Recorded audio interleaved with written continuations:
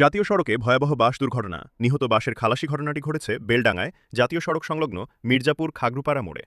জানা যায় বুধবার ১২ নম্বর জাতীয় সড়কে একটি জায়বাহী বাস ওভারটেক করার সময় একটি ট্রলারের পিছনে সজড়ে ধাক্কা মারে।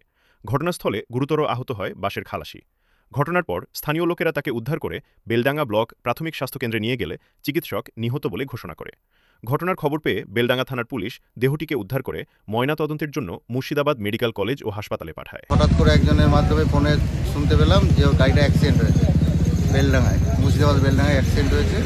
তো আমরা তাড়াহুড়ো করে এলাম, এসে দেখছি যে এরকম ব্যাপার, ও স্পট হয়ে গেছে।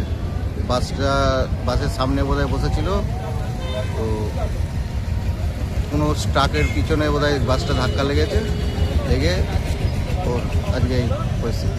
ও হচ্ছে মেকানিক, ও অ্যাকচুয়ালি হচ্ছে আপনার ইয়াম্মা শোরুমে ভালো একটা মেকানিক, কিন্তু ও মেকানিকের কাজ ছেড়ে যে কেন এই গাড়িতে গিয়েছে আমরা তাও জানি না। বাড়িতে আমাদের বলেছিল যে আমি শিলিগুড়িতে মেকানিকের কাজেই যাচ্ছি, সেই বলে যে বাসে গিয়েছে আমরা সেটাও জানতাম না। হ্যাঁ, বাড়িতে আমরা কেউ এগুলো জানতামই না। বিয়ে হয়েছে, একটা 4 বছরের একটা ছোট বাচ্চা মেয়ে আছে। বাড়িটা কোথায়? বাড়িটা হচ্ছে কৃষ্ণনগর, তাঁতিপাড়া।